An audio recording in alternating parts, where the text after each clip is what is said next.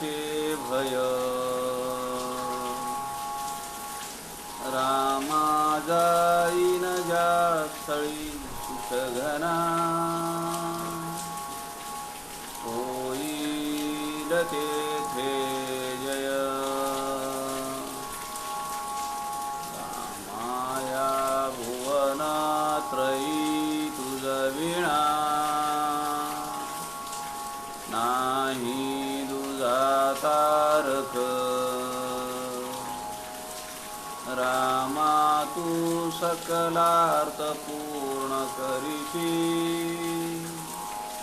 तू तात मी बालक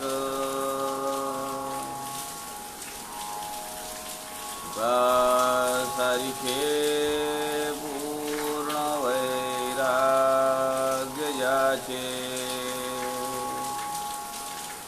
वसिष्ठा परिज्ञान योगेश्वराचे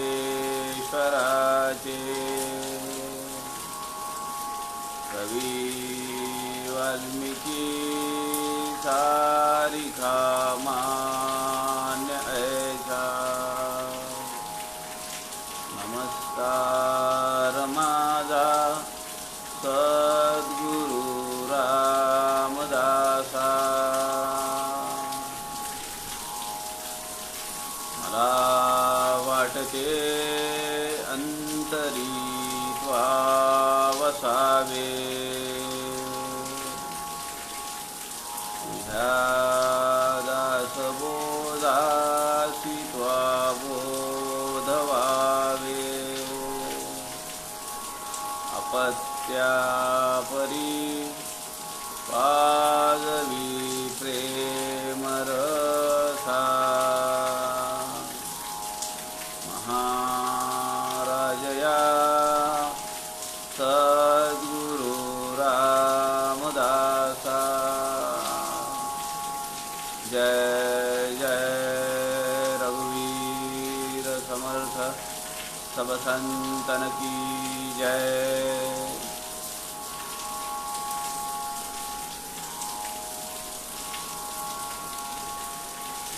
सज्जनाओ नमस्कार। समर्थ रामदासांच्या ग्रंथराज दासबोध या समासाचं आपण या ग्रंथातल्या काही समासांचं आपण रोज चिंतन करतो आहोत। जवळपास 3 महिने झाले संत समागम या लाईव्ह फेसबुक पेजवरून आदरणीय प्रवीणजी शास्त्री यांच्या सूचनेप्रमाणे समर्थांचा दासबोध समर्थांचा वाङ्मय अभ्यास करण्यासाठी एक दिशा मिळावी, उत्कंठा निर्माण व्हावी, हा या उपक्रमा पाठीमागचा उद्देश आहे आणि तो खूप अंशी साध्य होतो आहे याचं आपल्या सगळ्यांना समाधानही आहे। काल आणि परवा आपण अजपा जप पाहिला, त्याला सोहम साधना असंही समर्थांनी नाव दिलेलं आहे, ग्रंथामध्ये नाव आहे। आणि अजप जप न करता जो जप चालू आहे तो पाहणं, अनुभवणं हे त्या जपाच्या पाठीमागचं इंगित आहे। कारण तो कोण करतो आहे तर आपल्या देहाच्या अंतरी असलेला तो आत्माराम करतो आहे, ते आत्मस्वरूप करत आहे आणि ते आपल्या आपण पाहतो आहोत नाही पाहतो आहोत, आपण ती काही साधना करतो आहोत याचा कुठेही विचार करत नाही, त्याचा तो जप अव्याहतपणे चालू आहे।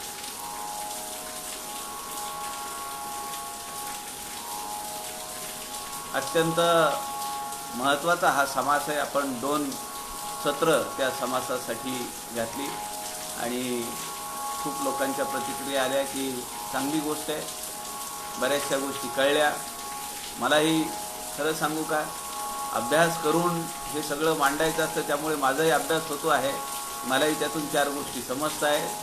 आपल्यासारखी तज्ज्ञ मंडळी ते मला सुचवत असतात. त्यामुळे एक शेवटी काय तर आपला परिवार आहे आणि या परिवारामध्ये एकमेकांनी एकमेकांचं पाहिलं पाहिजे. कमी होणं जे काही असेल तर ते आपण त्याची भरपाई केली पाहिजे आणि त्या भावनेने आपण हा सगळा अभ्यास करतो आहोत. आज आपल्याला जो पाहायचा आहे तर तो आहे दशक 17 समास 6 देहात्म निरूपण. खरं तर हा विषय जो आहे ना, देह आणि आत्म्याचा संयोग आणि या देह आणि आत्म्याच्या संयुक्त विद्यमाने होणाऱ्या गतिविधी, होणाऱ्या ॲक्टिव्हिटीज या आपण यापूर्वीही पाहिलेले आहेत. समर्थांनी अनेक समासांमध्ये त्याचा आपल्याला संदर्भ दिलेला आहे. अनेक वेळा ते विशद करून सांगितलेलं आहे. या समासामध्ये सुद्धा तोच विषय आहे. यामध्ये एक या समासामधली एक खासियत अशी आहे की आत्मा हा जो शब्द आहे तो समर्थांनी या ठिकाणी मन या अर्थाने घेतलेला आहे. आपल्याला माहिती आहे की मन एक इंद्रिय आहे. इंद्रियाणाम मनश्चास्मी. भगवंत सांगतात आपल्याला की मी इंद्रियांच्या रूपाने माझी विभूती कुठे आहे, तर मी मनामध्ये आहे. आणि मन हे सत्वगुणांपासून तयार झालेले, त्यात मोहकता आहे, पण ते परप्रकाशी आहे. चंद्र हा मनाशी एक रूपाने एकत्वानी असलेला तो ग्रह आहे. मन आणि चंद्र, चंद्रावर अनेक कविता आहेत, मोहून टाकणारे आहेत, लोभस दृश्याचे आहेत, त्याच्या सौंदर्याचे आहेत. तशी सूर्यावर अशी कविता नाही. सूर्यावर दाहकतेच्या खूप कविता असतील, पण लोभस रूप आहे, मोहक रूप आहे. असा चंद्रावर काही सूर्यासारखा कवितेचा काव्याचा प्रकार नाही आहे. सूर्यामध्ये दाहकता आहे, सूर्यामध्ये ज्ञान आहे, सूर्यामध्ये तेज आहे, ओज आहे, प्रकाश आहे. चंद्र जे आहे हे याचा जो गाभा आहे तर तो सत्वगुणांचा आहे आणि चंद्रामध्ये मोहकता आहे, लाघवीपणा आहे, पण परप्रकाशी आहे. त्याला स्वतःचा प्रकाश नाहीये. समर्थांनी या समासामध्ये देहात्म निरूपण या समासामध्ये आत्मा हा शब्द मन या अर्थाने घेतलेला आहे. आणि समर्थ असं म्हणतात, सामान्य माणूस जो आहे तर तो या पंचभौतिक देहाचा आणि या मनाच्या खेळावर सगळं आयुष्य घालवतो. तो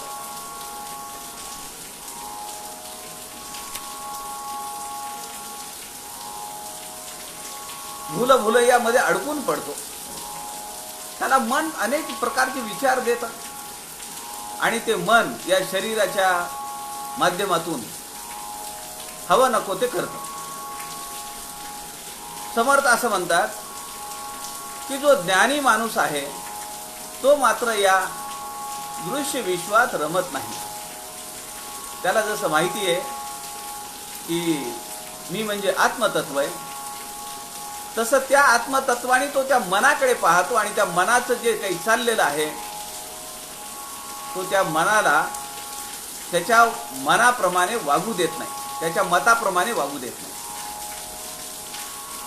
जो ज्ञानी माणूस असतो तो या कुठल्याही दृश्य विश्वामध्ये लिप्त होत नाही. आणि आपलं जीवन जे आहे तर तो प्रारब्धावर टाकतो आणि समाज शरण वृत्तीनं राष्ट्रोद्धारासाठी धर्मोद्धारासाठी तो आपलं जीवन जगतो.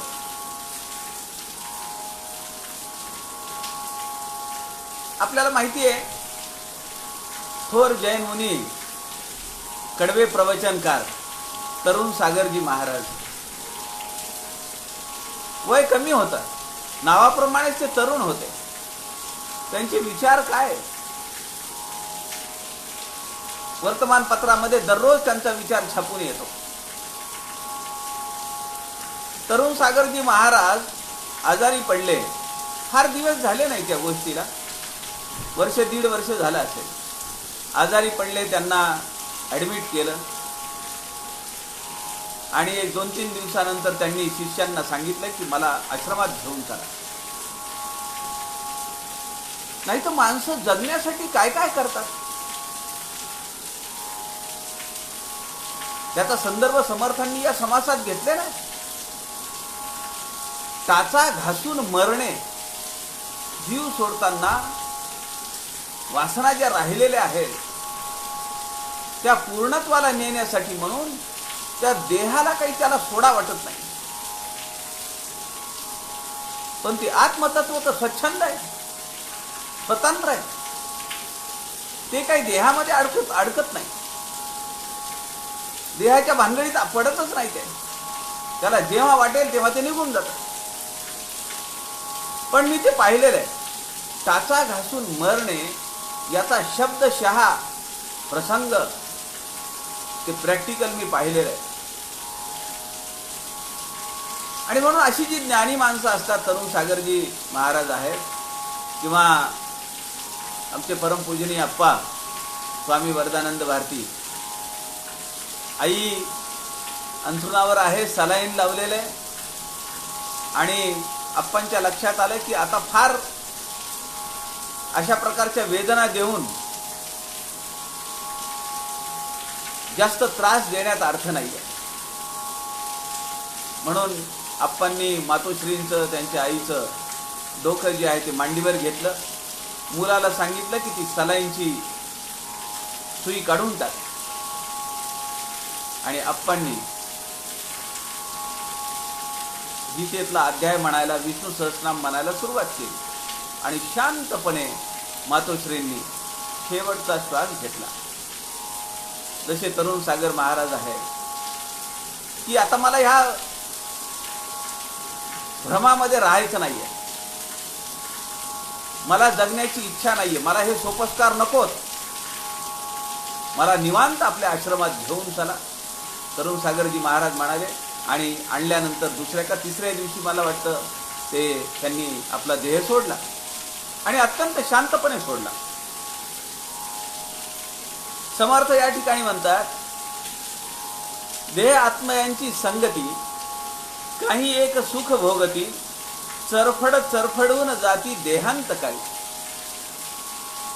दोघं एकत्र येतात, नाना सुख दुःख भोगतात आणि एकत्र आहोतच आपण या आविर्भावात राहत असल्यामुळे जेव्हा त्यांची फाटाफूट होते तेव्हा चरफडून, कारण ते सहन होत नाही ना.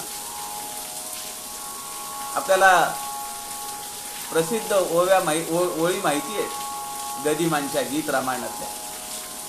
दैव जात दुःखे भरता, दोष ना कुणाचा, पराधीन आहे जगती पुत्र मानवाचा. माणसाच्या हातात काय, पण त्याला समजत नाही. समर्थांना याची कळकळ वाटते, तळमळ वाटते की हे सगळं समोर दिसत असताना मरे एक त्याचा दुधा शोक आहे, पुढे मागुता तो त्याच वाटेने जायचे ना. पण माणूस सुधरत नाहीये, समजूनच घेत नाही. म्हणून समर्थ म्हणतात, सत्ता, संपत्ती, ज्ञान जे काही आहे ते सगळं एका मर्यादेपर्यंत उपयोगी पडतं, त्यानंतर नाही त्याचा उपयोग होत. म्हणून जीवनाच्या अंतकाळी आपण जेवढं प्रपंचापासून दूर राहू, अनासक्त राहू, अलिप्त राहू, तेवढं आपल्या अंत्ययात्रेसाठी, अंतिम यात्रेसाठी, अंत्ययात्रा म्हणण्यापेक्षा अंतिम यात्रेसाठी ते अत्यंत सोयीस्कर राहील. म्हणून समर्थ म्हणतात की हे जे मन आहे हे देहातून काढून घ्यावं आणि मृत्यू येण्यापूर्वी मुक्त व्हावं. समर्थ म्हणतात हे जे मन आहे, इंद्रिय आहे, हे इंद्रिय देहातून काढून घ्यावं आणि मृत्यू येण्यापूर्वी मुक्त व्हावं. म्हणजे आपल्या लक्षात येईल की मृत्यू आणि मुक्ती याचा काहीही संबंध नाहीये. ज्याला लवकरात लवकर मुक्त व्हायचं असेल त्याने आत्तापासून सुरुवात केली पाहिजे. आपण त्याची सुरुवात केली पाहिजे, त्याची सवय करून घेतली पाहिजे. दशक 17वा, समास 6वा, देहात्मनिरूपण. श्रीराम समर्थ. श्रीराम. आत्मा देहामध्ये असतो, नाना सुख दुःखे भोगितो, शेवटी शरीर सांडून जातो एका एकी. श्रीराम. शरीरी शक्ती तारुण्यपणी, नाना सुखे भोगी प्राणी, अशक्त होता वृद्धपणी, दुःखे भोगी. श्रीराम. देह आत्मयाची मरावे नायसी आवडी, हातपाये खोडून प्राण सोडी, नाना दुःखे अवघडी वृद्धपणी. श्रीराम. समर्थ म्हणतात आत्मा देहामध्ये असतो हे जगजाहीर आहे. तो आहे म्हणून तर ते सगळं चालतं. नाना सुख दुःखे भोगितो, शेवटी शरीर सांडून जातो एकाएकी. मला मोठं आश्चर्य वाटतं की जेव्हा वय झालेलं आहे, समजा 70, 80, 75, 80 वय झालेलं आहे. खरं तर आपल्या शास्त्राने 100 वर्षाची आयुर्मर्यादा सांगितलेली आहे. पण मला तुम्ही सांगा की 100 वर्ष जगलंच पाहिजे असं आहे का? अहो, तुम्ही किती वर्ष जगता त्यापेक्षा कसं जगता याला महत्व आहे. Quantity is not important, quality is important. 70-80 वर्ष जगले, शेजारचा माणूस ओळखत नाहीये किंवा आपण एखादा ठसा पाडून जावा असंही काही झालं नाही. समर्थ म्हणतात उगेची प्रसवली माता, तिला विनाकारण प्रसव वेदना सहन कराव्या लागल्या. ऐसी कीर्ती करून जावे तरीच जन्मास यावे, समर्थ सांगतात. मग 100 वर्ष कशाला जगलं पाहिजे?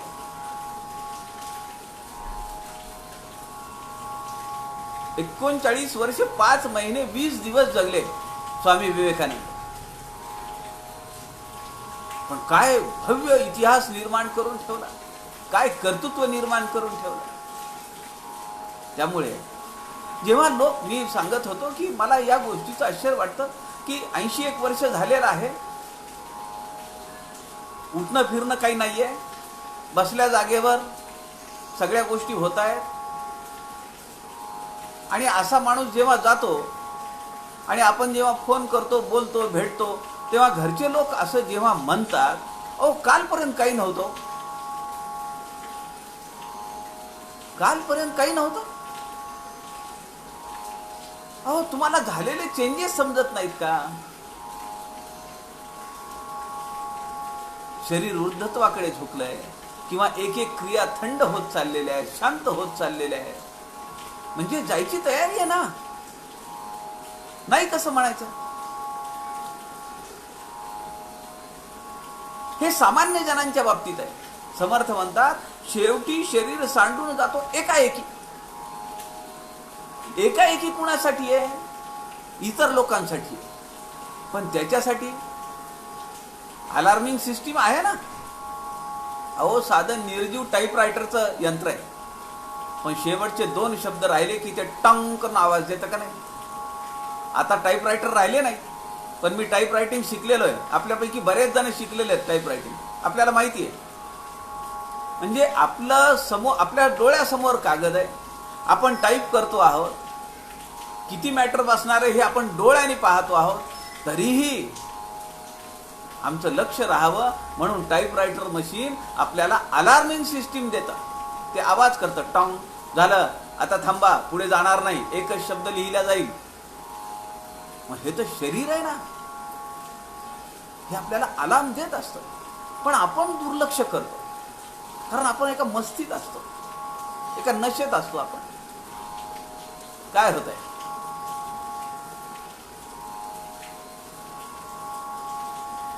शरीरी शक्ती तारुण्यपणी नाना सुखे भोगी प्राणी, अशक्त होता वृद्धपणी दुःखे भोगी श्रीराम. मी पाहिलेलं आहे, आपणही, आपल्या सगळ्यांना अनुभव आहे. हो, आई वडील आजोबा आजी जवळची नातेवाईक जेव्हा वृद्ध होतात, अशक्त होतात, फार भयानक परिस्थिती आहे. आणि सध्याच्या काळात तर किंवा यापुढे माणसाने वृद्ध होऊन जगणं, परावलंबित्व जगणं हे अत्यंत भयावह आहे. कारण त्याचं करणारं कुणीच नाहीये त्याच्याजवळ, आपलं असणारं नातं म्हणणार. मग काय, तुम्ही पैसे फेकले तर सगळंच मिळतं. सकाळ दुपार संध्याकाळ एक एक माणूस उशा पायथ्याला बसेल, पण मुलगा आहे मुलगी आहे त्यांना वेळ नाहीये, किंवा तो भाव जागृत नाहीये की माझं कर्तव्य आहे की मी माझ्या आई वडिलांचं वृद्धाप्य काळ त्यांची सेवा करण्यात घालवला पाहिजे. ही भावना कुठे आहे? आणि जरी समजा ती दोघापैकी एकाला असली, मुलीला असेल तर ती जावयाला असली पाहिजे, मुलाला असेल तशी भावना तर ती सुनबाईला असली पाहिजे. वरचेवर परिस्थिती फार भयानक आहे. समर्थ आपल्याला फार सचेत करतायत, आणि यातून जर आपण काही शिकलो नाही तर समर्थांचा फार आवडीचा शब्द आहे, तो तुम्हालाही माहिती झालाय आता, करंट आहे. करंट पण जर घ्यायचं नसेल तर ह्याच्यातून काहीतरी समजून घेतलं पाहिजे, शिकलं पाहिजे. समर्थ पुढच्या ओवीमध्ये म्हणतात, फार गोड ओवी, अर्थ खूप आहे त्यात. मरावे ना ऐसी आवडी, हातपाय खोडून प्राण सोडी, नाना दुःखे अवघडी वृद्धपणी श्रीराम. ज्याची आसक्ती अजून प्रपंचातून निघालेली नाहीये, जो अजूनही प्रपंचात लिप्त आहे, समर्थांनी आपल्या मानवी देहाचं आत्यंतिक गुज या ओवीमध्ये सांगितलंय. महाभारताच्या शांती पर्वामध्ये यक्ष प्रश्न आहे, यक्षाने विचारलेला प्रश्न, त्यामध्ये त्यांनी विचारलेला एक प्रश्न आहे, या पृथ्वीच्या पाठीवरचं सगळ्यात मोठं भय कुठलं आहे? तर ते आहे मृत्यूचं. खरं तर ती किती नैसर्गिक प्रक्रिया आहे, आवश्यक आहे. माणसं जर इथं राहू लागली 100 150 वर्ष तर कसं होईल इथलं? समर्थ म्हणतात, मरावे ना ऐसी आवडी. आवडी कशी आहे? मरू नये. मरणं हे नावडत आहे, आवडत नाही. अहो, मरण मृत्यू याचा विचार सुद्धा माणसाला भीतीदायक आहे.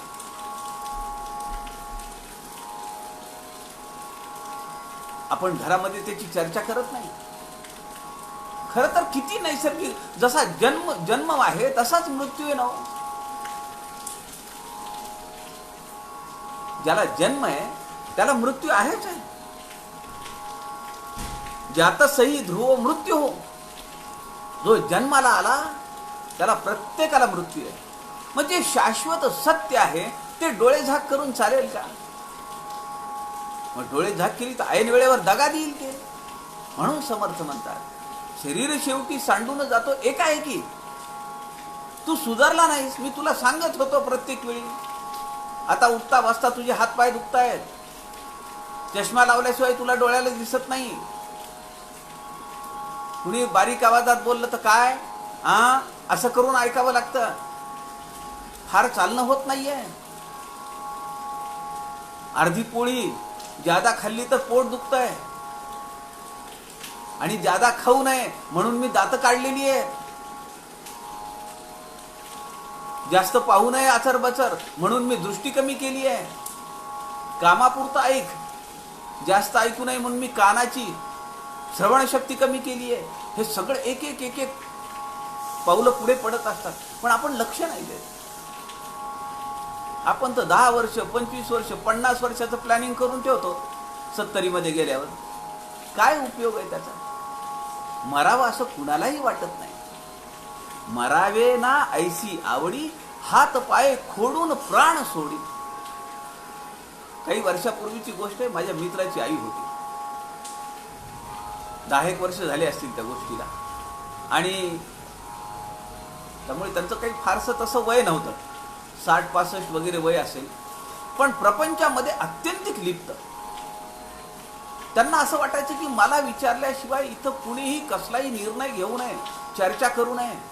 अगदी मुलीच्या संसारामध्ये सुद्धा त्यांची दखल होती. आता खरं तर मुलीच्या संसारात आपण कुणीही दखल देऊ नये. मुलाच्या तरी का द्यावी? फारच जर वाटलं तर आपलं मत द्यावं. निर्णय कधीही देऊ नये, आणि मत सुद्धा त्यांनी विचारलं तर द्यावं. स्वतःहून देण्याच्या भानगडीतच पडू नये. परिस्थिती नाहीये तशी आता. हात पाय खोडून प्राण सोडी. त्यामुळे त्यांच्या अनेक वासनांची बीज ही त्यांचं ऑपरेशन करावं लागलं त्यांचं पोटाचं, आणि त्यामध्ये कॉम्प्लिकेशन्स वाढले. म्हणजे असंही नाही की दुर्धर आजारांनी खूप दिवस आजारी आहेत. घरच्यांची मानसिकता किंवा त्या स्वतः त्यांची माझ्या मित्राच्या मातोश्रीची मानसिकता तशी झाली असेल की झालं आता आपल्याला काही यातून उठत नाही आपण, असं होतं ना बऱ्याच वेळा. घरच्या लोकांची नातेवाईकांची मानसिकता तयार होते. नाव ही हॅज टू गो. आणि तो स्वतः सुद्धा प्रिपेअर्ड असतो थोड्याफार पद्धतीनं, आवडत नसलं तरी. पण हे सगळं अचानक झालं, आणि मग मी ते सगळं हे पाहत असताना माझा मित्रही आपल्या याच क्षेत्रात जरा असल्यामुळे मी त्याला असं म्हणालो की आपण एक काम करूया. हॉस्पिटलमध्ये तुला कशी तुझ्या आईसाठी वेगळी रूम मिळाली आहे ना, आणि परिस्थिती आपण मागच्या आठवड्याभरापासून पाहतो आहोत, तर आपण काय करू की ते श्रीराम जयराम जय जयराम म्हणणारं जे एक यंत्र असतं ते आपण तिथं त्यांच्या उशाला नेऊन लावू. तो म्हणला काही हरकत नाही. आम्ही यंत्र घेतलं, ते तिथं नेऊन लावलं. 150-150 रुपयाचं तेव्हा यंत्र घेतलं होतं, ते तिथं नेऊन लावलं. आणि पण त्यांचं काही फारसं तिकडे लक्ष नव्हतं. गेलं की त्यांनी त्याच प्रपंचाच्याच गोष्टी करायच्या. बोलता येत नव्हतं, ऐकायला येत नव्हतं. परत परत परत परत तेच विचारायच्या. ती आली आहे का, ते घर घेणार होती तिथे रजिस्ट्री झाली का नाही अजून, असंच. आणि अक्षरशः मी तुम्हाला सांगतो, मी माझा मित्र आम्ही तिथं होतो. शेवटचा श्वास घेत असताना ते आत्मतत्व त्या शरीरातून सोडत असताना, जसं आपण एखाद्याला धरून ठेवतो ना, की जो बलदंड आहे आणि त्याला आपण धरायचा प्रयत्न करतो आणि तो आपल्याला झिडकारतो आणि आपल्याला धक्का मारून निघून जातो. कसं होतंय तेव्हा? तसं मी पाहिलेलं आहे. शेवटचा श्वास घर घर घर घर अशी होती, आणि टाचा ज्या आहेत ना त्या अशा घासत होत्या. म्हणून मी म्हणालो, इथं समर्थजी म्हणतात, हात पाय खोडून प्राण सोडी. याचा साक्षात अनुभव मी घेतलेला आहे. आणि तेच मी तुम्हाला सांगतो, ज्यांनी निवृत्ती घेतली, नाव सांगायलाही हरकत नाही, नांदेडमध्ये ज्यांनी 20-25 वर्ष समर्थांच्या वाङ्मयाचा प्रचार प्रसार केला, ते आमचे माडेकर साहेब. माडेकर काकू आपल्यापैकी काही जणांना माहिती आहे. आजही 80च्या घरात आहे, पण सारखी पळापळ आहे. बिझी करून ठेवले त्यांनी स्वतःला. योग आणि दासबोध, समर्थांचं बांगण, या दोघा नवरा बायकोनी आपलं आयुष्य वाहून टाकलेलं आहे. 75वी झाली, अमृत महोत्सवाचा कार्यक्रम झाला. समर्थवती सुनील दादा चिंचोळकर आले होते. त्यांचं तासभराचं एकदम मस्त असं प्रवचन झालं अमृत महोत्सवाच्या निमित्ताने. आणि त्यानंतर वर्षभरातच सगळा खेळ आटोपला. पण 6-1 महिन्यामध्ये त्यांना त्रास व्हायला लागला. मग डिटेक्ट झालं की कॅन्सर आहे अन्ननलिकेचा. आणि त्यांचे एक भाऊ होते, ते म्हणाले ऑपरेशन करायचे आपल्याला. टाटामध्ये ॲडमिट केलं. बरेच वाद प्रवाद निघाले तेव्हा. पण मला आठवतं सुनील दादा चिंचोळकरांनी सांगितलं होतं, ऑपरेशनच्या भानगडीत पडू नये. कारण ते सगळे रिपोर्ट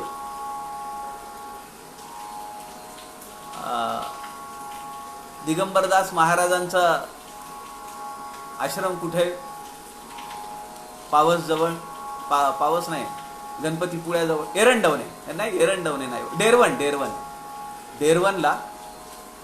तुम्हाला माहिती आहे का की डेरवनला दिगंबरदास महाराजांचा एक मोठा मठ आहे. त्यांनी सगळी आपली स्वतःची सगळी जमीन त्या मठाला दिलेली आहे.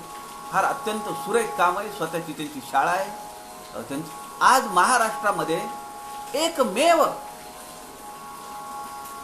ते असं हॉस्पिटल आहे टाटाच्या नंतरचं की ज्या ठिकाणी अशी यंत्रणा आहे की कॅन्सरसाठी डायग्नोसिस आणि ट्रीटमेंट महाराष्ट्रात टाटाच्या नंतर ते डेरवन आहे. त्या ट्रस्टला केंद्र सरकारने ते दिलेले सगळी ती परवानगी त्या हॉस्पिटलची. बारामतीकर मागे लागलेले होते, मला सुनील दादांनी हे सांगितलं.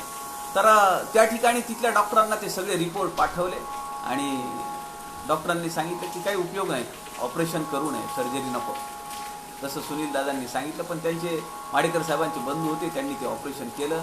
त्यानंतर कॉम्प्लिकेशन्स वाढत गेले आणि ते जे काही पुढचे महिना 2-3 महिने जे होते ना, ते माडेकर साहेब ही वॉज प्रिपेरिंग हिमसेल्फ.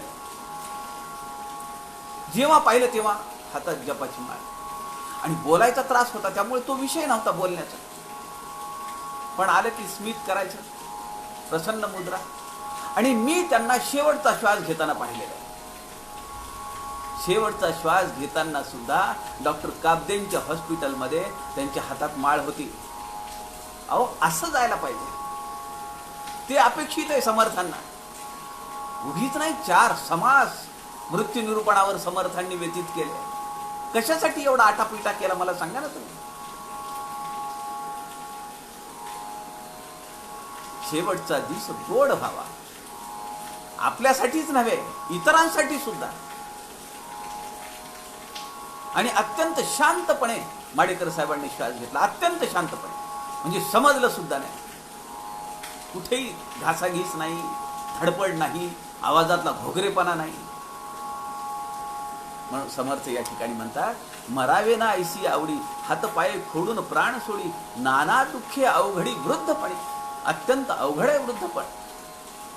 देहात्मयाची संगती, काही एक सुख भोगती, चरफडून जाती, देहांत काळी श्रीराम.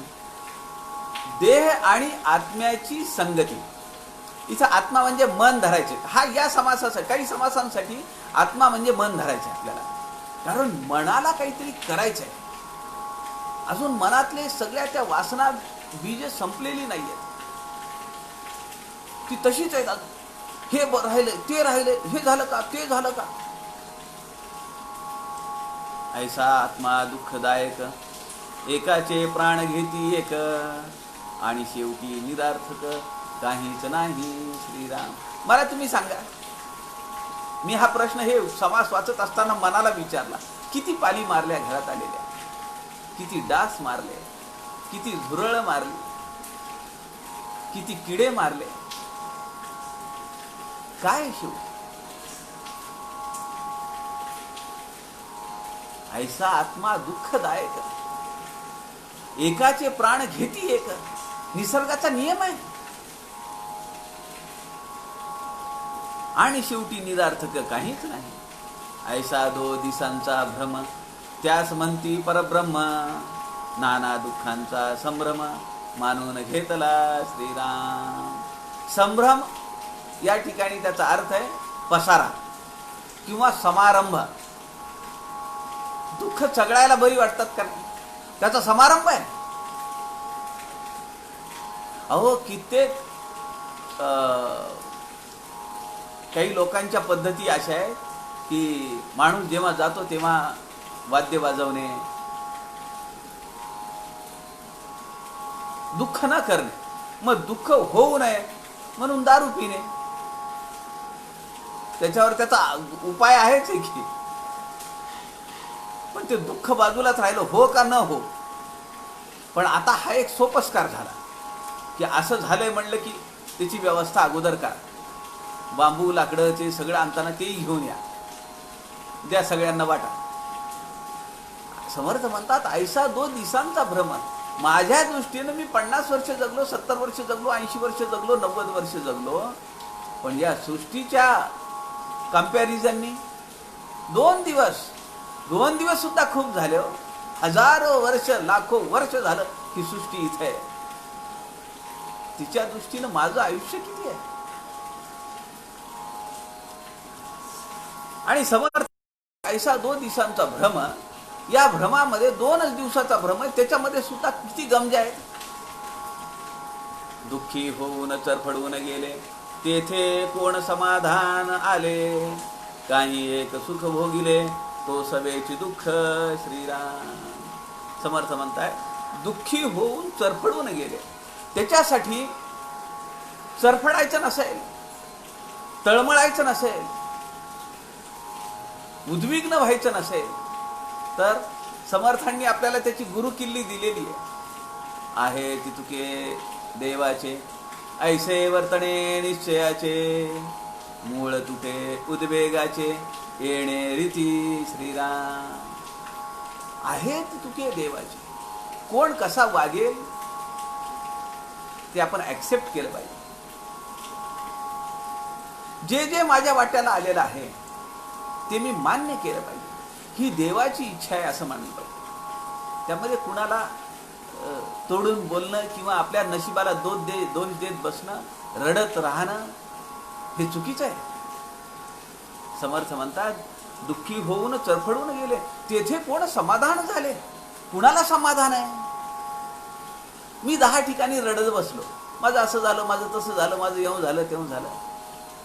कुणाला समाधान आहे. एक तर मला तर नाहीच आहे, पण मी ज्याला ज्याला सांगतो आहे तो म्हणजे काय, हे जेव्हा भेटले तेव्हा रडतच राहतात. आणि एका ठराविक वेळेपर्यंत तुमचं ऐकूनही घेईल माणूस. आता समजा मला पार्किन्सन्स एखाद्या ग्रहस्थाला झालेला आहे, पार्किन्सन्सचा आजार आहे, आणि डॉक्टरांनी सुरुवातीला पहिल्याच भेटीमध्ये एक कागद हातात ठेवलेला आहे. ते लिफलेट देतात. पार्किन्सन्स ज्याला झाला, डायबिटीज ज्याला झाला, त्याला ते एक कागद, छापील कागद असतो, ते देऊन टाकतात. त्याच्यामध्ये सगळं लिहिलेलं असतं आणि त्यात एक वाक्य वारंवार येत असतं. ते वाक्य असतं की हा तुम्हाला जन्मभराचा मित्र मिळालेला आहे, हा तुम्हाला शेवटच्या श्वासापर्यंत सोबती मिळालेला आहे. हे का नाही ऍक्सेप्ट करायचं. उगीच त्याची तक्रार करण्यात काही अर्थ आहे का.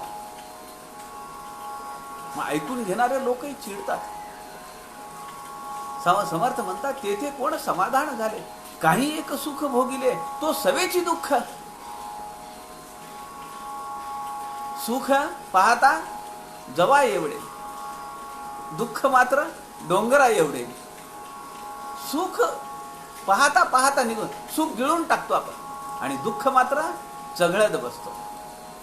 पण सुख असो दुःख असो, जया जयो लाभा लाभव, समत्वम ओ योग उच्चते. लाभ झाला काय, नुकसान झालं काय, जय मिळाला काय, पराजय झाला काय, सगळीकडे समत्वाची भावना असली पाहिजे. जे जे माझ्या वाट्याला आलेलं आहे ते विना त्राया, विना तक्रार ते मी ऍक्सेप्ट करत राहिलं पाहिजे आणि त्यात समाधान मानलं पाहिजे. त्यात आनंदी राहिलं पाहिजे. मी बऱ्याच जणांना विचारतो काय म्हणतीये तब्येत, ते म्हणतात बा मस्त आहे, आता काय गोळ्या घ्यायच्या मस्त राहायचं. जीवनाकडे पाहण्याचा दृष्टिकोन पहा. अहो आज सकाळची घटना आहे, फार दूर नाहीये. मला आता आठवलं, दुःखी होऊन चरफडून गेले तेथे कोण समाधान झाले. आज सकाळचा प्रसंग आहे. एक समीक्षक आहेत, त्यांचा फोन आला. ते मला म्हणाले की माझ्याकडचे जे अभ्यासार्थी आहेत ते व्हॉट्सअपवर मेलवर स्वाध्याय पाठवत आहेत त्यांचा, आणि मी त्यांना सांगितलंय 15 दिवसाला एक स्वाध्याय मला तुम्ही पाठवा. आता खरं तर आपल्याला ती सवय लागलेली आहे, पोस्टाने स्वाध्याय आल्यानंतर मग समीक्षण करायचं, मग ते समीक्षण लिहायचं, मग पोस्टाने पाठवायचं. पण सध्याची परिस्थिती तशी नाही आहे. बरं, अभ्यासार्थींना वेळ मिळतोय म्हणून ते अभ्यास करतायत, समाज सोडवतायत, ठीक आहे. मेलवर पाठवा. मेल नाही जमत आहे, मला व्हॉट्सअपवर पाठवा. आपण प्रिंट काढून घेऊ शकतो किंवा आपण व्हॉट्सअपवर वाचू शकतो. बघा, परिस्थितीला ॲक्सेप्ट करणं. पण त्या समीक्षकांचं वय काही फार तरुण आहे अशातला भाग नाही हो. मला मोठं आश्चर्य वाटलं सकाळी त्यांचा फोन आला, आणि आजची सकाळ माझी प्रसन्न गेली. खरंच सांगतो मी, मला एक नवीन आयाम मिळाला तो फोन ऐकल्यानंतर. खरं जे मला सांगायचं ते आता पुढे. ते मला असं म्हणाले की आम्ही आता घर बदललं आहे, मी पत्ता पाठवतो. मी म्हटलं काय झालं, तर ते म्हणाले आता मुलाच्या शेजारच्या बिल्डिंगमध्ये आम्ही राहायला आलो. मी म्हटलं तुम्ही तुमचं घर विकलं का? नाही म्हणले घर नाही विकलं. काय झालंय की हा थोरला, आम्हाला 2 मुलं आहेत. तुम्ही म्हणाल की तुम्ही जास्त गोष्टीच सांगता, पण खरंच मी तुम्हाला सांगतो, माणसाने कसं जगलं पाहिजे त्याचं हे ज्वलंत उदाहरण आज घडलेलं आहे. ते मला असं म्हणाले की धाकटा मुलगा अमेरिकेत आहे, थोरला इथे आहे, आणि आमचा जो नातू आहे तो 17-18 वर्षाचा नातू आहे. पण आता तो फार डिटोरिएटिंग कंडिशनला आलेला आहे. म्हणलं मग काय काय झालं, 17-18 वर्षाचा नातू आहे आणि डिटोरिएटिंग कंडिशनला आलेला आहे, काय प्रॉब्लेम आहे? मला जरा आश्चर्य वाटलं ना. तर ते म्हणाले की असं आहे की त्यांनी काहीतरी एक वेगळा आजार सांगितला की त्या आजारावर औषध नाही आणि अजूनही संशोधन चालू आहे प्रगत राष्ट्रांमध्ये. मग मी म्हणलं की हा जो आजार आहे की त्याला आता काही म्हणजे कुठल्या भावना नाही, स्वतःची हालचाल नाही. म्हणलं कधीपासून हा आजार आहे? त्या आजाराचं त्यांनी स्वरूप असं सांगितलं की सोडियम जे वाढलेलं आहे तर ते मेंदूवर त्याचा परिणाम होतो आणि मेंदू त्याचं काही काम करत नाही. मी म्हणले कधी लक्षात आलं? ते म्हणाले 4 वर्षापर्यंत छान होतं पोट, पण 4 वर्षानंतर हळूहळू तब्येत बिघडत गेली आणि मागच्या साधारण 10-1 वर्षामध्ये खूपच परिणाम व्हायला लागला त्याचा, आणि आत्ता अत्यंत डिटोरिएटिंग पोझिशन आहे. डिटिरिओरेशन म्हणजे नाश, अशा पोझिशनला नातू आहे. आता त्याला मदत करण्यासाठी, त्याचं हवं नको ते बघण्यासाठी आम्ही शेजारी आलो. कारण काय की 2 रूमचा 2 BHKचा फ्लॅट आहे मुलाचा. तो खूप आग्रह करतोय, पण कसं आहे की त्या मुलासाठी एक वेगळी रूम आहे. म्हणून आम्ही शेजारच्याच बिल्डिंगमध्ये आलो. आम्ही लांब राहत होतो, अर्धा-पाऊण तास लागला असता तिथून यायला. त्यामुळे आम्ही त्याच्या शेजारी राहायला आलो, आणि हवं नको ते त्याला पटकन काही लागलं तर जाऊन आम्हाला दिवसातले 5-6 तास त्याच्यासोबत आम्हाला राहता येईल, त्याच्यासोबत थोडा वेळ घालवता येईल, त्याचा काही सेवा शुश्रूषा आम्हाला करता येईल. आजी म्हणतीये, आजोबा म्हणताय, त्यांचं वय किती आहे? 70च्या पुढे. बघा, जीवनाकडे पाहण्याचा दृष्टिकोन बघा. एवढ्यावर नाही थांबत हे. त्या पुढं असं मला म्हणाल्या की भारतातली मोठमोठी हॉस्पिटल्स याला दाखवून झाली. माझा जो धाकटा मुलगा आहे तो अमेरिकेत आहे, आणि त्यांनी तिथं खूप चौकशी केली. कारण हा जो नातू आहे त्याचे वडील म्हणजे यांचा मुलगा जो आहे ते पण डॉक्टर आहेत. तर त्यांनी सगळीकडे हे आता डॉक्टर आहे म्हणल्यानंतर प्रयत्न जेवढे करता येतील तेवढे करणार ना माणूस. तर अमेरिकेतही सांगितलं की याच्यावर काही उपाय नाही आहे. आता फक्त बघत बसणे. 17-18 वर्षाचा नातू आहे आणि त्याची ही पोझिशन आहे. तुम्हाला मी सांगतो की हे एखाद्याच्या आई वडिलाला वाटणं, आजी आजोबाला वाटणं सोपं आहे, शक्य आहे. सोपं आहे म्हणण्यापेक्षा शक्य आहे. माणूस समजून घेऊ शकतो कारण तो दासबोधाचा अभ्यास करतोय. हे महत्वाचं आहे. ही शक्ती कुठून येते सज्जनो? दासबोधातून येते. पण माझ्या अंतःकरणाचा थरकाप तेव्हा झाला जेव्हा मला असं समजलं, त्यांनी सांगितलं, मी ऐकलं. डॉक्टरांनी सांगितलं की हे जेनेटिक आहे आणि तुम्ही जर पुढे इश्यू केला, ॲक्सेप्ट केला, तुम्ही जर पुढे मुलं होऊ दिली, यांनाच नव्हे तर यांचा जो भाऊ आहे अमेरिकेत त्याला सुद्धा 7 वर्ष झाली त्याची. पण त्यांनी ठरवलं नको. जर हे असं होणार असेल तर हे सहन करणं आपल्या पलीकडे. त्यामुळे या थोरल्या मुलांनी, धाकट्या मुलांनी लग्न केलंय पण इश्यू नाहीये. थोरल्या मुलाला एकच मुलगा झाला आणि डॉक्टरांनी 3.5-4 वर्षाच्या तेव्हा सांगितलं आणि त्यांनी पुन्हा विचार सोडून दिला. 2च मुलं, दोन्ही मुलांची अशी अवस्था, पुढे वंश नाहीये. पण त्यांचं एक वाक्य माझ्या अंतःकरणाला जाऊन भिडलं आणि खरं काय जगणं असतं, कसं जगलं पाहिजे, समर्थांना काय अपेक्षित आहे ते त्या मला म्हणाल्या की समर्थांनी त्याची सेवा करण्यासाठी आणि त्यांची वाङ्मयीन पूजा बांधण्यासाठी आमचं आयुष्य पुढे ठेवलेलं आहे. सज्जनो, काय लागतं ह्याच्यापेक्षा? मनाची श्रीमंती कशाला म्हणतात? समर्थ म्हणतात, दुःखी होऊन चरफडून गेले तेथे कोण समाधान झाले. जी परिस्थिती माझ्या समोर आहे, जे माझ्या समोर माझ्या वाट्याला आलेलं आहे, just you have to accept it.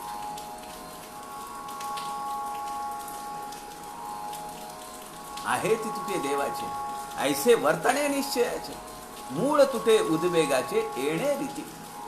कुणाचीही तक्रार नाही, कशाचीही तक्रार नाही, असं जीवन जगता आलं पाहिजे. तक्रारी येतील, आपल्या इथपर्यंत येतील, कंठापर्यंत, पण आपल्या हातात आहे ना ते पुढे येऊ द्यायची का नाही?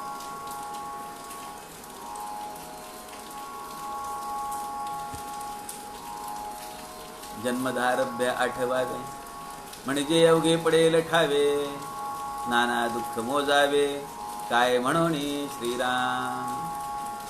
समर्थ म्हणतात, जन्मधारभ्य म्हणजे जन्मापासून आठवा. किती सुख भोगलंय, किती दुःख भोगलंय. समोर सगळा पाढा, सगळा इतिहास आणा आपल्या समोर, चित्र उभं करा आणि मग आपल्या लक्षात येईल की नाही, आता नको, आता आपण सुधारलं पाहिजे. काही आनंद काही खेद, जन्मवरी पडिला संबंध, नाना प्रकारी विरुद्ध, तडा तोडी श्रीराम. काही आनंद काही खेद.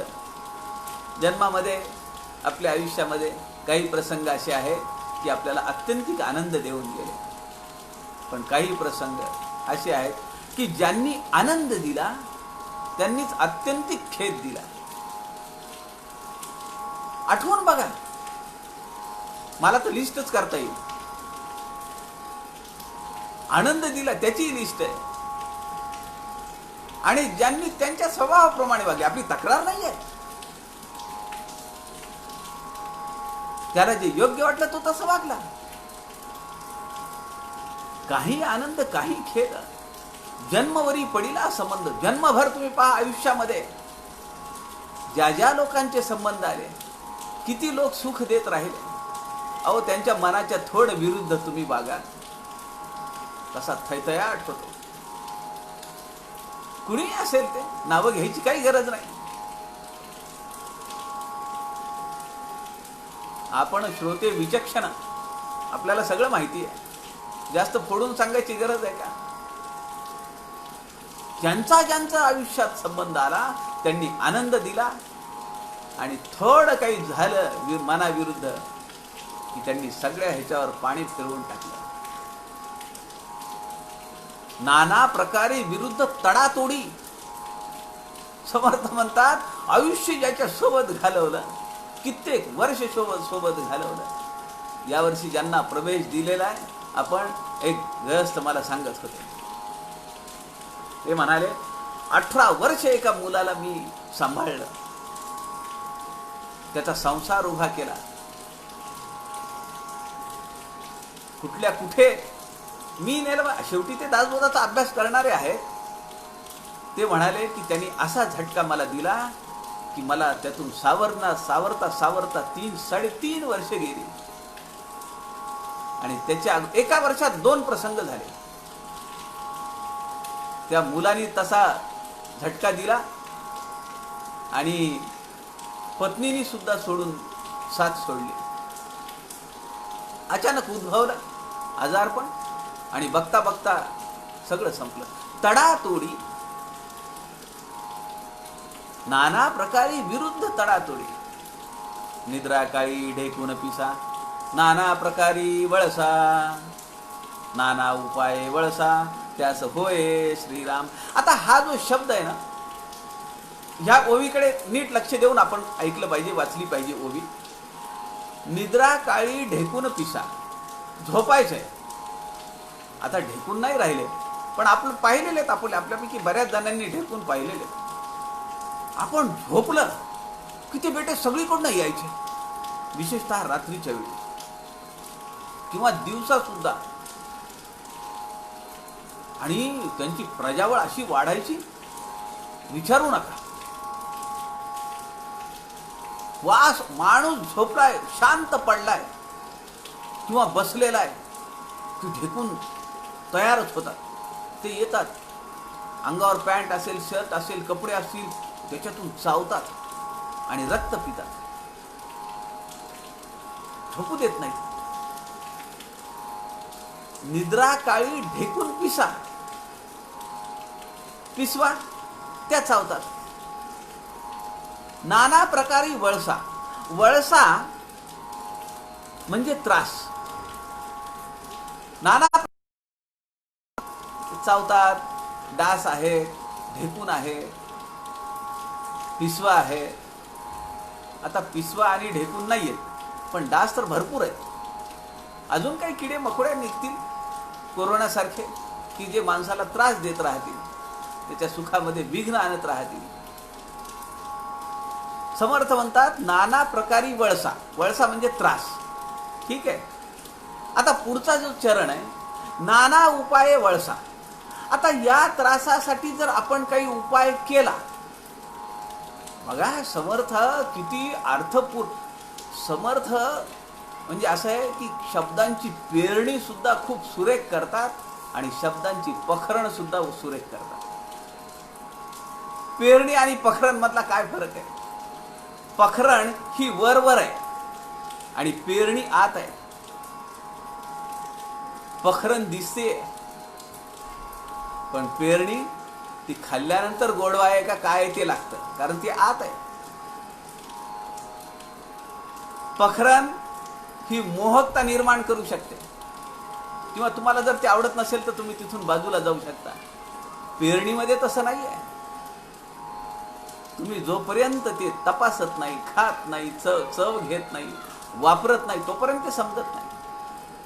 समर्थांनी त्यांच्या वाङ्मयामध्ये काही शब्दांची पखरण केली आहे, तर काही शब्दांची पेरणी केलेली आहे. ती पेरणी केलेली आहे ना, ते शब्द धुंडण्यासाठी, शोधण्यासाठी, त्याचा अर्थ कळण्यासाठी विवर्ता विशेषा विशेष केलं पाहिजे, तर कळेल पखरण आहे का पेरणी आहे.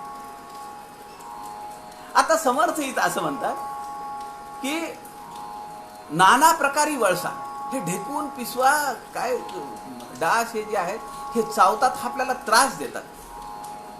आणि पुढे समर्थ लिहितात नाना उपाय वळसा. आता या त्रासावर काही तुम्ही उपाय करता, डास फार झालेत, मच्छरदाणी लावता, ढेकूण फार झालेत, पेस्ट कंट्रोलला बोलावून ट्रीटमेंट करून घेता. आपण करतो का नाही हे? आता समर्थ काय म्हणतायत ते बघा. समर्थांचा चरण असा आहे, नाना उपाये वळसा त्यास होये. आता त्रास कुणाला आहे? पहिल्यांदा त्रास मला आहे. त्या त्रासावर मी काही उपाय केला तर जे पॉझिटिव्ह फॅक्टर आहे ढेकून, त्याला त्रास आहे. मच्छरदाणी घेऊन झोपलं मी, डासाला त्रास आहे. तुम्ही म्हणाल काय त्रास आहे? अहो त्याला रक्त नाही मिळत ना, तो जगायचंय त्याला, म्हणजे तो उपाशी राहील. त्रास आहे का नाही उपाशी राहणं? आणि त्याला रक्त नाहीच मिळालं तर तो मरून जाईल, मोठा त्रास आहे. म्हणजे समर्थांच्या ओवीमध्ये किती अर्थपूर्ण शब्दांची पेरणी आहे बघा. निद्रा काळी ढेकून पिसा, नाना प्रकारी वळसा. वळसा म्हणजे त्रास. नाना उपाये वळसा. त्या त्रासाला जर काही आपण उपाय केला तर जे त्रास देणार आहेत त्यांना त्याचा त्रास आहे. आपल्या उपायांचा त्यांना त्रास आहे. त्यांना चावायला मिळणार नाही. आपल्याला रक्तपिपासू ही त्यांना रक्त मिळणार नाही. भोजन काळी माशा येती. मार्मिक वर्णन आहे, विनोदी आहे, पण जीवनाचा अर्थ सांगताय. जीवनाचं दाहक वास्तव आपल्या समोर समर्थ उभं करताय. नेहमीच जर त्या पद्धतीने सांगितलं तर लोक ग्रंथ बंद करून थांबा थांबा ऐका ऐका म्हणेपर्यंत ठेवून देतील. समर्थ म्हणतात थांबा थांबा ऐका ऐका, आधीच ग्रंथ सोडू नका. पूर्ण ग्रंथ तर वाचा, 200 समास तर वाचा. हो नाही पटलं तर द्या सोडून, पण पटलं तर मग शेवटच्या श्वासापर्यंत दासबोध सांभाळून ठेवा. मग ग्रंथ हातात असला काय नसला काय, शिकवण तर कुठे जाणार नाही. भोजन काळी माशा येती, नाना पदार्थ उंदीर नेती. पुढे त्यांची फजिती, मार्जरे करीती श्रीराम. भोजन काळी माशा येती. आपण जेवायला बसलो, आता पावसाळ्याचे दिवस आहेत आणि आपल्याला माहिती आहे पावसाळ्याच्या दिवसामध्ये माशा खूप होतात आणि त्या घरात येतात. त्यांनाही बाहेर चिकचिक आवडत नाही बरं का. त्यांनाही स्वच्छ केलेलं घर, साफसूफ असलेलं घर, दररोज जिथं फरशी पुसली जाते अशा घरामध्ये ते येतात. बाहेर चिखल आहे, ओलेपणा आहे, कुणाला थांबावं वाटतं, पावसामध्ये भिजावं वाटतं, म्हणून ते घरात येतात. अहो जाणीव सगळीकडे सारखीच आहे ना. माशी असली काय, माणूस असला काय. आमच्याकडे एक कुत्रा होता, टिपू नाव होतं त्याचं. 10-12 वर्ष जगला. तो कधीही पावसात भिजत नव्हता. समजा चुकून माकून जर भिजला आणि बाहेर जाऊन आला आणि त्याच्या पायाला जर माती लागली, तेव्हा आमच्याकडे रस्ते नव्हते, मुरुम टाकलेले रस्ते होते, तर ते चिखल लागायचा ना पायाला. तर तो बाहेरून आला की आम्ही पाहायचो त्याच्याकडे. त्याला सवय लागलेली होती स्वच्छ राहायची. आलं का तो आपल्या जिभेने सगळी माती, सगळा चिखल चाटून काढायचा आणि आपले पाय स्वच्छ करायचे. अशी सवय असते. समर्थ या ठिकाणी म्हणतात भोजन काळी माशा येती, नाना पदार्थ उंदीर नेती. उंदीर चोरून नेतात पदार्थ, वस्तू ठेवलेली. पुढे त्यांची ही फजिती, मार्जरे करीती श्रीराम. मांजर आहेच आहे त्याच्यावर टपून बसलेला, जातो कुठे? कोण कुणाला फसवतंय आणि कोण त्याच्याकडे बघतंय? तू त्याला फसवतोस का? ये माझ्या कचाट्यात, मग दाखवतो तुला. हे सगळं सृष्टीचं चक्र असंच आहे. हे आपल्या ध्यानी येत नाही. कारण का? आम्ही या भूलभुलैयात एवढे अडकून पडलो आहोत की ते जे चिरंतन सत्य आहे तिकडे आमचं लक्षच नाही. वा चामवा गोचिड, गांधेले कानटे उदंड, एकास एक चरफड, दोहीकडे श्रीराम. वा म्हणजे उवा. हे सगळे किड्यांचे प्रकार समर्थांनी सांगितले. एक दुसऱ्याला खातो, दुसरा तिसऱ्याला खातो, तिसरा चौथ्याला खातो. कुणीही सुखी नाहीये. ऊ आहे डोक्यातली, तिला बरं वाटतं डोक्यामध्ये चावून रक्त पिताना, पण कंगवा येतो बाहेर लगेच लायसील किंवा काय ते शॅम्पू नवीन नवीन निघालेले. विंचू सर्प वाघरीसे सुसरी लांडिगे माणसास माणसे परस्परे सुख संतोषे एकही नाही श्रीराम. अहो, एकमेकांचा संतोष, एकमेकांचं सुख एकमेकांना नाहीये. प्राणी माणसामध्ये किंवा वेगवेगळ्या प्राण्यांमध्ये हे तर मान्य आहे, पण प्राण्या त्या त्या जातीत तरी सुख आहे का? पुरुषा पुरुषात सुख आहे, पुरुष स्त्रीमध्ये सुख आहे, कुत्रा कुत्रीत सुख आहे. ठीक आहे, कुत्रा मांजर नाही सुख, उंदीर मांजर नाही सुख, पण मांजर मांजर तरी सुख आहे. आपल्यावरनं घ्या ना, सुख आहे. समर्थ म्हणतात, ज्याला प्रपंचामध्ये सुख वाटलं त्याच्या एवढा परम मूर्खा माझी मूर्ख. जयाशी प्रपंची वाटे सुख, तो परम मूर्खा माझी मूर्ख. प्रपंची सुख झाले ऐसे ऐकिले ना देखिले. काय वास्तव आहे, त्याचा अनुभव घेतो का नाही आपण? पण डोळ्यावर झापड एवढी आहे, चढळ एवढं कठीण आहे, घट्ट आहे की ते जानम धर्मामी नचमे प्रवृत्ती, जानम अधर्म नचमे निवृत्ती. मला माहिती आहे हे चुकीचं आहे, पण निवृत्त होत नाही. मला माहिती आहे हे योग्य आहे, हेच खरं आहे, पण प्रवृत्ती होत नाहीये. तसं वागायची, तसा विचार करायची. कारण का? भूल भुलैया. तो भूल भुलैया काढून टाकण्यासाठी समर्थ दासबोधामध्ये आम्हाला हे सगळं शिकवत आहेत. 84 लक्ष उत्पत्ती, एकास एक भक्षिती, नाना पिडा दुखणे किती, म्हणून सांगावे श्रीराम. आता हा जो तिसरा चरण आहे ना, कशी रचना, कशी काही काही वेळा शब्द आपल्याला मागे पुढे करावे लागतात, मग त्याचा अर्थ बरोबर लागतो. समर्थ म्हणतात 84 लक्ष उत्पत्ती, ओके. एकास एक भक्षिती, ठीक आहे.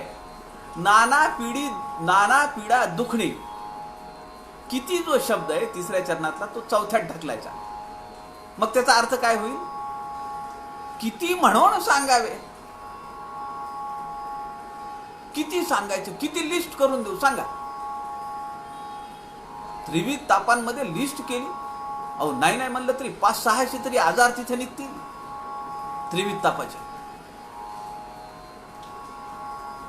काही त्यातून अर्थबोध होतो. आध्यात्मिक ताप, अधिदैविक ताप, अधिभौतिक ताप, किती आजार, किती दुखणे, आणि त्याच्यामध्ये पुन्हा हे कोरोना सारखे अजून वाढतातच आहेत. मध्ये स्वाईन फ्लू येतो, मध्येच तो काय मेंदूचा जो काहीतरी येतो, अजून मॅनिंजायटिस होतो. त्याच्याने लिस्ट वाढतीच आहे.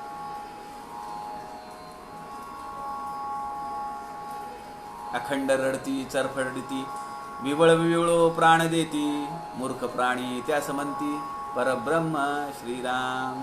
परब्रह्म जाणार नाही, कोणास दुःख देणार नाही, स्तुती निंदा दोन्ही नाही, परब्रह्मी श्रीराम. परब्रह्मी म्हणजे लोक म्हणतात की हे देवाला आमचं बघवत नाही. त्याला काही काम धंदा नाहीये का? तुमचं बरं झालं की त्याच्या पोटात गोळा उठायला तो काही शेजारी आहे का आमचा? नेबर्स एनवी ओनर्स प्राईड, कशाची जाहिरात होती ही? होती ना, ओनिडा टीव्हीची होती. Neighbours envy owners pride. हा, मी ओनिडा टीव्ही आणला तर शेजाऱ्याच्या पोटात दुखतंय. मग देव काही शेजारी आहे का आमचा, आमचं वाईट करायला? लोक विनाकारण त्याला दोष देतात. समर्थ म्हणतात परब्रह्म जाणार नाही, ते कुठेही जाणार नाही, कुठेही येणार नाही, ते असतची असे. तुमच्या कित्येक हजारो पिढ्या संपल्या, अनेक गॅलॅक्सीज, अनेक आकाशगंगा निर्माण झाल्या. अहो त्याला तर खेळ आहे हा. लीळा विनोदेची मोडी. सगळा खेळ उभा करायचा आणि कंटाळा आला की नीट सुद्धा ठेवायचं नाही उचलून. ते सगळंच उचलायचं, भरायचं, टोपलीत टाकायचं आणि घरी निघायचं. दुसरा खेळ तयार. त्याला काय पडलंय आपल्याकडे बघण्याचं? त्याला कुठे वेळ आहे? बरं, लोक फक्त दुःख करतात का आणि त्याला दोष देतात का? अहो समर्थांनी, म्हणजे मला याचं आश्चर्य वाटतंय की पुढच्या ज्या ओव्या आहेत त्यामध्ये समर्थांनी ज्या शिव्या वापरल्यात त्याचं मला हसू येत आहे. लोक किती बोलतात, कसं बोलतात. काही लोक आहेत बरं का असे, म्हणजे प्रसंग आता नाही सांगत. समर्थ पुढे शिव्या त्याची यादी देत आहे. लोक काय कोणत्या कोणत्या शिव्या देतात नशिबाला, देवाला. झगडीचा, बटकीचा, लवंडीचा, गधडीचा, कुत्रीचा, ओंगळीचा, ऐसा हिशेब शिव्यांचा किती म्हणून सांगाव्या श्रीराम. त्या काळामध्ये असलेल्या भयानक शिव्या दिसत आहेत त्या. गधडीचा, बटकीचा, लवंडीचा, गधडीचा, कुत्रीचा, ओंगळीचा. शिव्या देऊन काहीही होत नाही. समर्थ म्हणतात तुम्ही शिव्या दिल्या म्हणजे त्याला लागतात का? परब्रह्मी इतुके परब्रह्मी लागेना, तेथे कल्पनाची चालेना, तडातोडीचे ज्ञान मानेना, कोणी एकासी श्रीराम. तडातोडी हा जो शब्द इथं आलेला आहे तो असल्या असंबद्ध विचारांचं ज्ञान. असा विचार करणं की ज्याला काही धागादोराच नाहीये. काय संबंध आहे? आपण आपल्या वासनेच्या संगे, वासनेसाठी म्हणून ती परिपूर्ण व्हावी म्हणून जन्माला आलोय आणि मागच्या जन्मी त्याचा ऍडव्हान्स देऊन, बयाना देऊन जन्माला आलोय. समर्थ म्हणतात ना, सुती घेतली पुढली या जन्माची. आत्ताच बुकिंग पुढच्या जन्माचं. मग त्याला का दोष द्या? काय संबंध आहे त्याचा? अहो त्यांनी तर उलट सांगितलंय, अजपाजप कर, काही करू नको. स्वहम साधना कर, काही करू नको. श्रवण, मनन, चिंतन, कीर्तन, अर्चन, वंदन, काय त्या भानगडीत पडू नको. एवढं तर कर. शिष्या एकांती बैसावे, शिष्या उगेची बैसावे. काही करू नको रे. जे आत मी आहे त्याला तर पहा. बर, मी करतोय तसं तू कर असंही मी म्हणत नाहीये. तू फक्त पहा, मी सगळं करतोय. तुझी इच्छा असो नसो पण तुझ्या भल्यासाठी मी रात्रंदिवस करतोय. तुझ्या जन्माच्या पहिल्या श्वासापासून मी करतोय. त्याचं तुला काही पडलेलं नाहीये आणि तरी मला तू शिव्या घालतोस, मला दोष देतोस. समर्थ याला म्हणतात तडातोडीचे ज्ञान, म्हणजे असंबद्ध बडबड. सृष्टीमध्ये सकळ जीव, सकळा सकैचे वैभव, या कारणे ठाया ठाव, निर्मिला देवे श्रीराम. उदंड लोक बाजीगरीचे, उदंड लोक बाजारीचे, जे जे आले ते ते वेचे, उत्तम तितुके भाग्याचे, लोक घेती श्रीराम. हे सगळे जे उत्तम लोक आहेत ना, ते सगळे दुपारी 2 वाजता जमलेत आणि बाकीचे सगळे बाजारात गेलेत. लॉकडाऊन चालू आहे तरी पण बाजारात आहेत. आहे की नाही विपरीत अवस्था? आणि जे उत्तम लोक आहेत ते सगळे 2 वाजता तयार आहेत. दासबोध चिंतन ऐकतायत, आपले स्वाध्याय सोडवतायत, समर्थांच्या अनेक विषयांचा अभ्यास करतायत. कुणी जुन्या दासबोधाचा अभ्यास करतंय, कुणी भारुडांचा अभ्यास करतंय, कुणी डबगाण्यांचा अभ्यास करतंय, कुणी मनाच्या श्लोकांचा अभ्यास करतंय. ही सगळे उत्तम लोक आहेत. काही आश्चर्य वाटण्यासारखं कारण नाहीये. समर्थांनी लिहून ठेवले, मी नाही बोलत आहे. समर्थ म्हणतात उदंड लोक बाजारीचे फिरतायत का नाही, इकडे तिकडे तिकडे इकडे, काय काय काय काय कामं करतायत, गाणे म्हणतायत, डान्स करतायत आणि ते फेसबुकवर टाकतायत.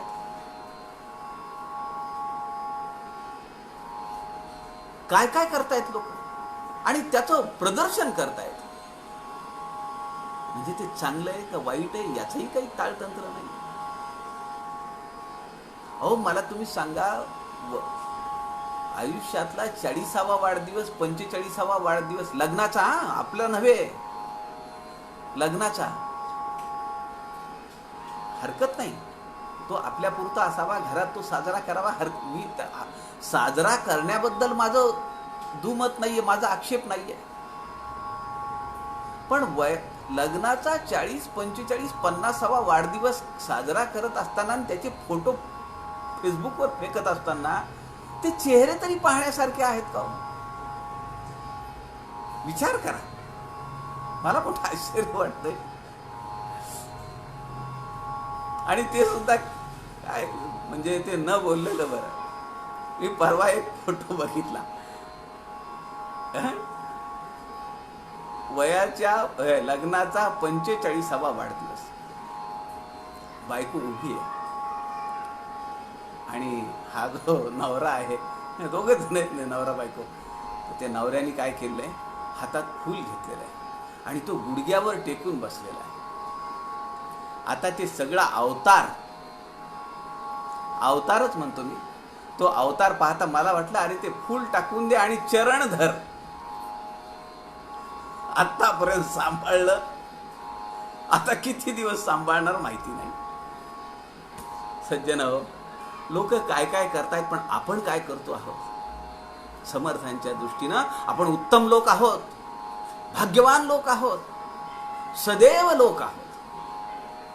का? उदंड लोक बाजारीचे, जे जे आले ते ते वेचे, जे जे समोर दिसते ते ते खरेदी करते. खरेदी कर, खरेदी कर. वस्तूंचा आणि व्यक्तींचा संग्रह. अहो वस्तू ठेवायला जागा तरी आहे अडगळीची, माणसं कुठे ठेवतात? पण हव्यास ती सवय लागलेली आहे. दिसलं का घे, दिसलं का घे, दिसलं का घे. अरे उदंड लोक बाजारीचे, जे जे आले ते ते वेचे. वेचे म्हणजे घेणे.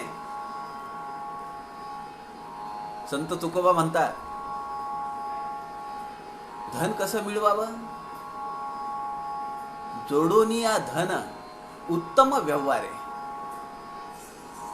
जोडोनिया धन उत्तम व्यवहारे. परिश्रम करायचं, धन जोडायचं, संपत्ती ठीक राहिलं. चांगले कपडे असले पाहिजे, चांगलं राहता आलं पाहिजे, चांगलं खायला असलं पाहिजे, चांगले विचारही असले पाहिजे. जोडोनिया धन उत्तम व्यवहारे. पण पुढे ते महत्वाचं आहे, उदास विचारे वेच करी. तो खर्च कसा करायचा आहे? उदास म्हणजे तोंड लटकवलेलं नव्हे, वैराग्य वृत्तीनं. त्याला उदास विचारे वेच करी असं म्हणलंय. इथं समर्थ म्हणतात, जे जे आले ते ते वेचे, जे जे दिसते ते ते घेते.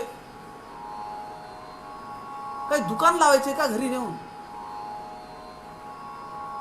उत्तमती तुके भाग्याचे लोक घेती श्रीराम. पण जे उत्तम लोक आहेत, जे शहाणे लोक आहेत, जे भाग्यवंत आहेत, ते मात्र वस्तू व्यक्तींमध्ये लिप्त नाहीये. त्यांना आता अद्वैत ग्रंथाची ओढ लागलेली आहे, त्यांना आता समर्थांच्या वाङ्मयाची ओढ लागलेली आहे. कारण हे एकमेव वाङ्मय असं आहे की मानवी जीवनाचा अभ्युदय करणार आहे. श्रेयस आणि प्रेयस, अरत्र आणि परत्र, ऐहिक आणि पारलौकिक, दोन्ही जीवन आपली यशस्वीपणे संपादन करण्यासाठी समर्थांच्या वाङ्मयाचे जोड नाहीये.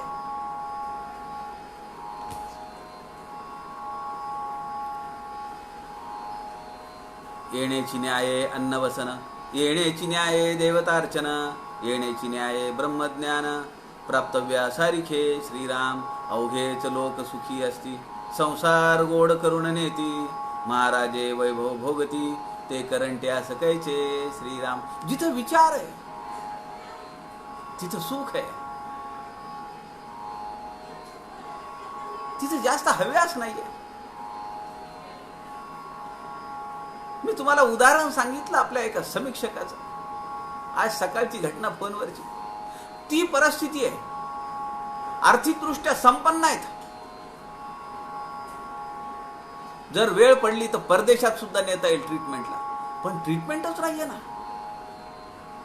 पण ऍक्सेप्ट करतायत आणि म्हणतायत की आम्हाला आमचं हे जीवन जे आहे ती त्याची सेवा शुश्रूषा करणं आणि समर्थांची वाङ्मयीन पूजा बांधण्यासाठी आमचं जीवन आहे. रडणं आहे का कुठं? चरफडणं आहे कुठं? उद्वेग आहे कुठं? Accept what it is as it is. अवघेच लोक सुखी असती, अवघेच लोक सुखी असती, संसार गोड करून नेती. गोड पण मानलं पाहिजे, आणि जर तुम्ही ते ऍक्सेप्ट केलं तर मानलं जाईल. तुम्हाला जर ते मान्य नसेल तर ते काही टळणार आहे का? पण विनाकारण चिडचिड, उद्वेग, चिंता, प्रश्न आणि इतरांना त्रास, संताप का करायचा असं? म्हणून समर्थ म्हणतात अवघेच लोक सुखी असती. त्याचा अर्थ आहे आहोत तसे मानून घेतलं पाहिजे, आहेत तसे. अवघेची लोक सुखी असती, संसार गोड करून नेती, महाराजे वैभव भोगती, ते करंट्यास कैसे. महाराजाच्या रूपात आहे, पण कायम मागणं आहे. त्या साधूकडे सगळा गाव आला, तो म्हणाला उद्या राजा येणार आहे आपल्या गावात,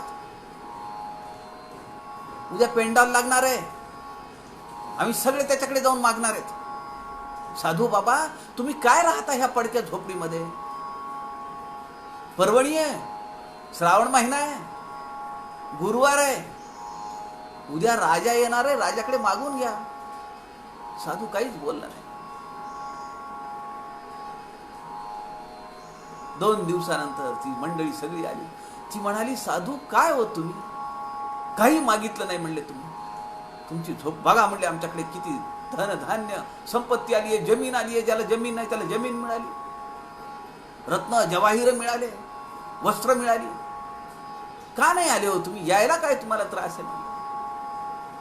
दैव देतं पण कर्म येतं याला म्हणतात म्हणले. लोक बोलायला काय?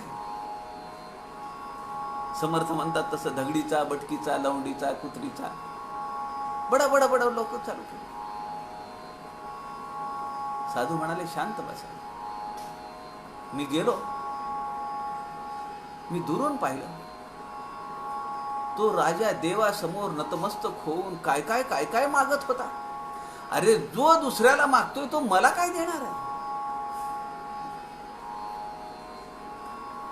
समर्थ म्हणतात आहे तसे मानून, गोड मानून. अवघेची लोक सुखी असती, संसार गोड करून घेती, आपल्यावर येते. परंतु अंती नाना दुःखे, तेथे होते सकट सारिखे, पूर्वी भोगिली नाना सुखे, अंती दुःख सोसवे ना श्रीराम. मनाची तयारी पाहिजे ना. म्हणून मी काय म्हणलं मध्यंतरी एकदा कुठेतरी मी वाचलं, ते ऐकलं, पाठी लावून ठेवायची घरात, हेही दिवस जातील. आज सुखात आहेस ना, मनाची तयारी, हे राहणार नाही. उद्या दुःख आले तर ते सहन करता आलं पाहिजे, कारण दुःखही राहणार नाहीये.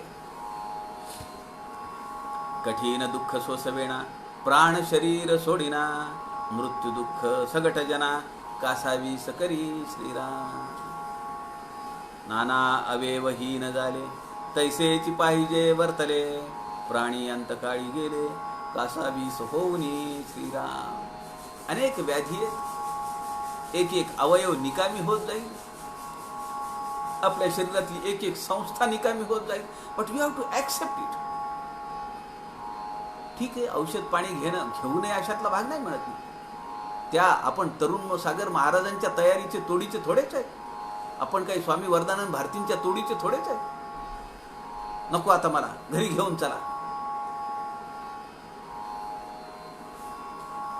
व्हेंटिलेटर मिळत नाही का, मग ऑक्सिजनची मशीन आणा, कसंही करा. या हॉस्पिटलमध्ये नाही तर तिकडे नाही का. काय काय विचार येतील आपल्या मनात.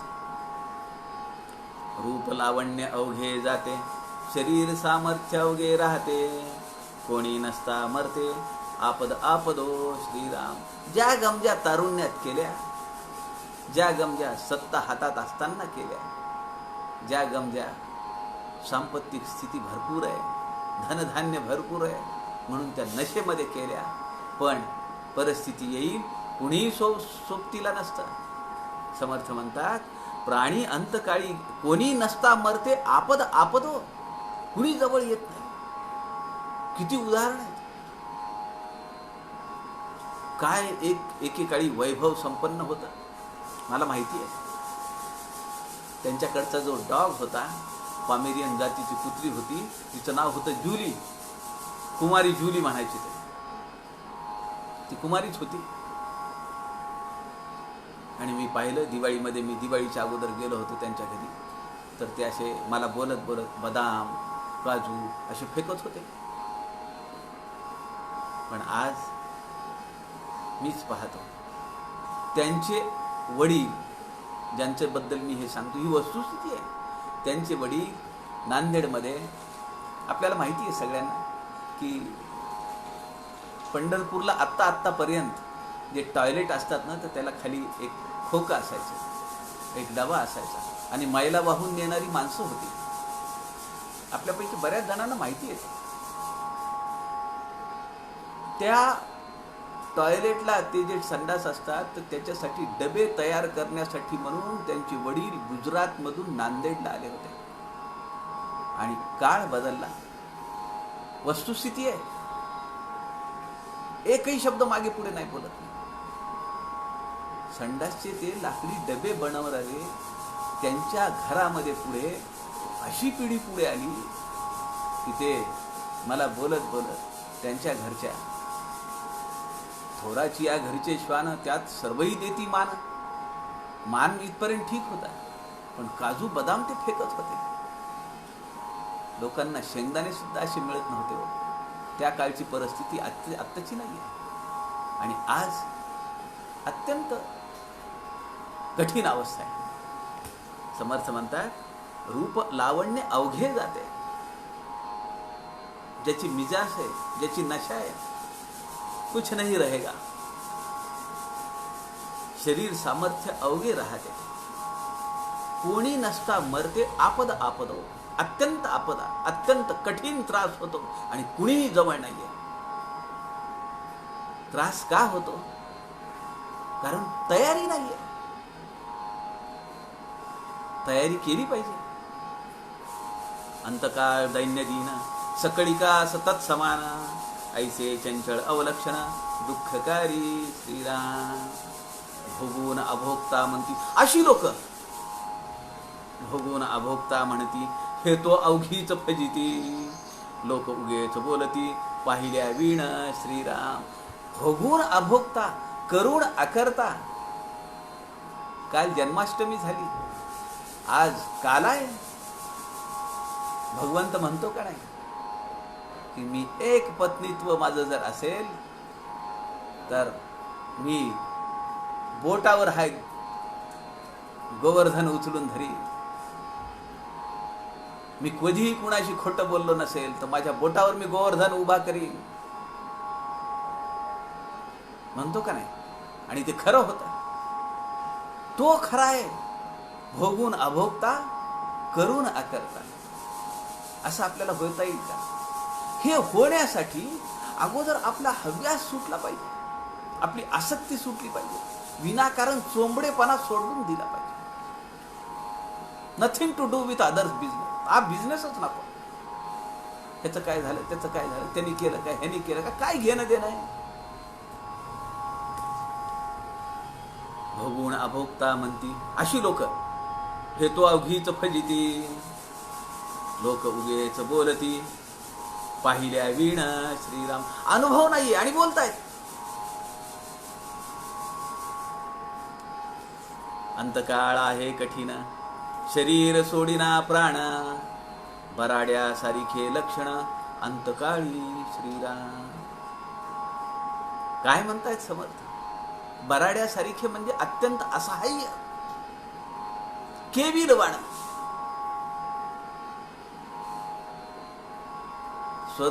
स्वगुण परीक्षा क मध्ये तिसऱ्या समासामध्ये समर्थ सांगतात, विष्ठेचं सारवण झालंय त्याच्या भोवती. वय झालंय, खाल्लेलं जसं खाल्लं तसं आपाणी निघून जातं. विष्ठेची सारवणी केली. सारवण कशाचं करता? तो घराला गाईच्या शेणाचं करतात. पण समर्थ म्हणतात की त्याला विष्ठेला कुठे बाजूला सुद्धा जाता येत नाहीये. काय असहाय्य परिस्थिती आहे, किती दयनीय परिस्थिती आहे या पंचभूतात्मक देहाची. घरामध्ये सगळीकडे विष्ठा पडलेली आहे, त्याचं सारवण घातल्यासारखं होतंय. आणि लोक जाणारे येणारे रस्त्यावरून नाकाला रुमाल बांधतात, कोरोना असल्यासारखा, आणि म्हणतात का संपत नाही.